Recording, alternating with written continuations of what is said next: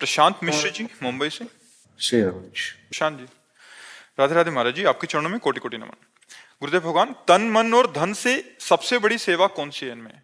मन सबसे बड़ी सेवा है। मन, अगर हमारा मन प्रभु में नहीं लगा है तो धन के द्वारा 56 प्रकार के भोग, सोने चांदी के मुकुट, आभूषण, भगवान ने आदेश किया है, मय्येव मन आधत्स्वम मयि बुद्धि निवेशेत निवस्य मय्येव अत ऊर्ध्वम न संशया। तुम मेरे में मन को समर्पित कर दो, तुम मेरे में ही निवास करोगे।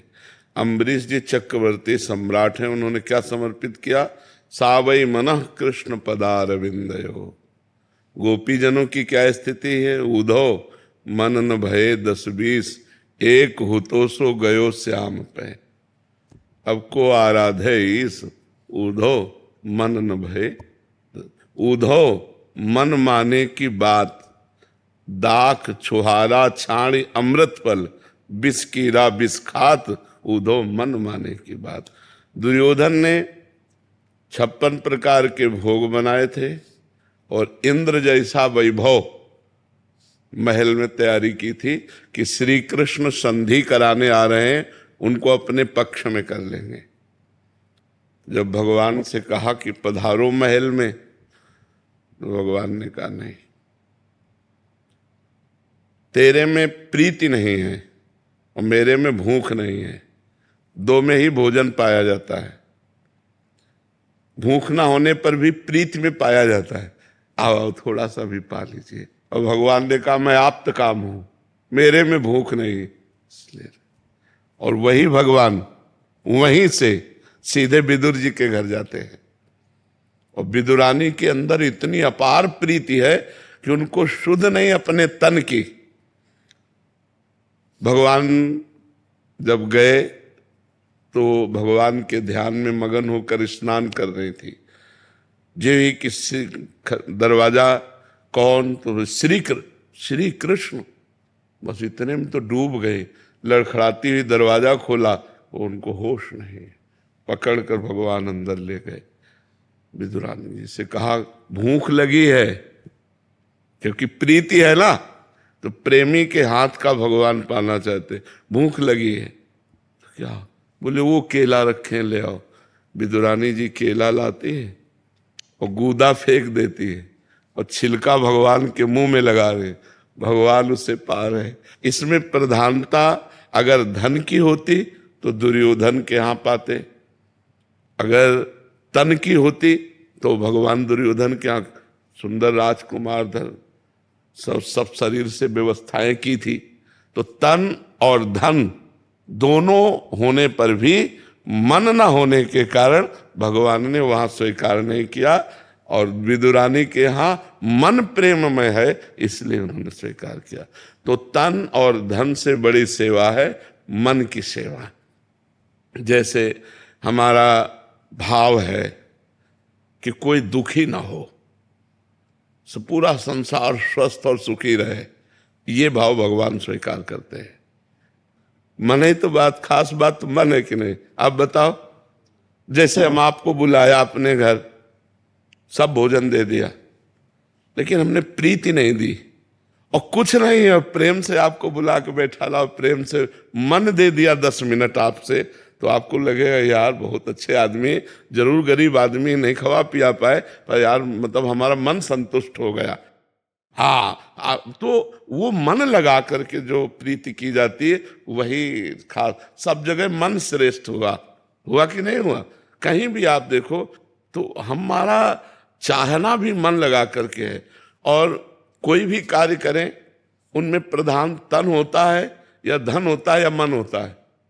कोई भी क्रिया करो प्रधानता मन की होती नहीं। तो मन लगाकर बात सुनना, मन लगा करके आप पढ़ाई करना, मन लगाकर आप इस कार्य को करना, सारा का सारा खेल मन का है ना? मन का।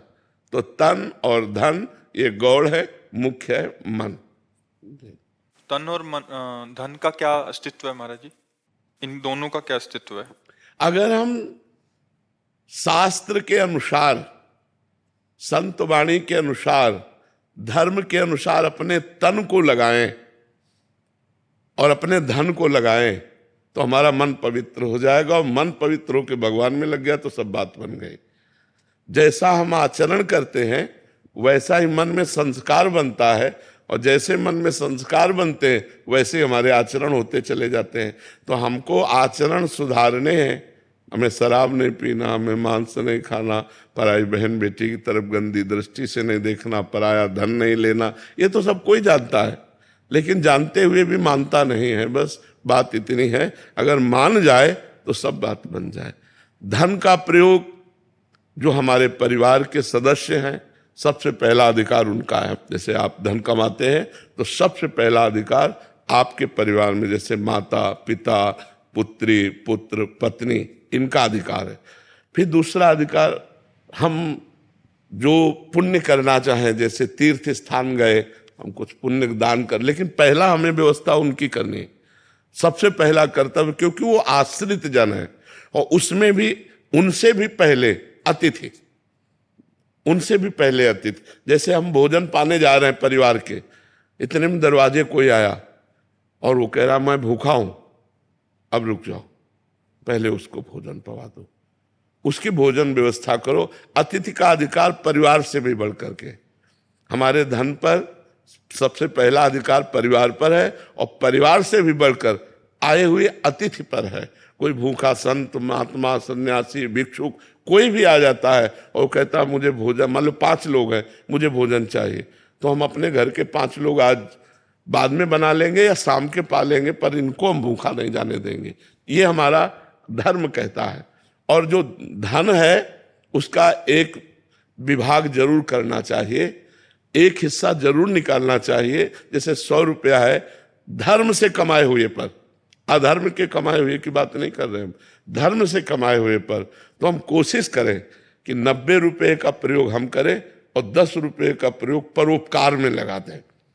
तीर्थ याटन गए, कहीं भगवान की सेवा, दान पुण्य, या किसी बीमारी की अवस्था में हम सहयोग कर दें, या जहाँ जैसा किसी गरीब की कन्या, या जहाँ जैसा लगे 10 रुपये 100 में निकाल के रख देने चाहिए। 90 प्रयोग करो, 100 निकाल के 10 रख दिए, और वो जब इकट्ठा हो गए, मान लो हम कह रहे महीने में हमारे 200 रुपये इकट्ठा हुए, हम 200 को चारा लेते हैं हरा और गऊओं को पवा देते हैं। तो ये धर्म विधान से चले तो हमारा तन मन धन सब पवित्र हो जाएगा। एक भागवत करा देते हैं, सब लोग 7 दिन भगवान की कथा सुने, थोड़ा थोड़ा प्रसाद पाए, हो गया। ऐसे सत्कर्म करते थे पहले धार्मिक लोग। पार्टी का मतलब है सब लोग मिल करके एक उत्साह मनाना। तो भगवान का नाम कीर्तन करो, भगवान की जय जयकार करो, सुंदर भोग लगाओ, बैठकर पाओ, ये सात्विक पार्टी। अब तो देखो, आप लोग खुद देखो क्या हो रहा है।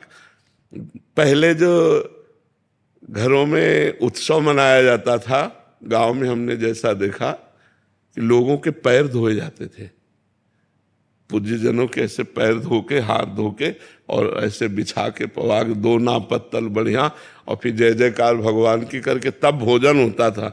अब आज कहाँ होता है, जय जयकार होती है क्या? वो सब रख दिए, जो मनावे तुम ले, तुम्हारा मनावे तुम ले। तो इससे बुद्धि पर भी तो प्रभाव पड़ता है, हमारी बुद्धि वैसे दूषित हो जाती है। तो यदि हम शास्त्र और धर्म के अनुसार अपने तन और धन को लगावें तो हमारा मन पवित्र हो जाए। मन पवित्र हो गया तो सब ठीक हो गया, है कि नहीं?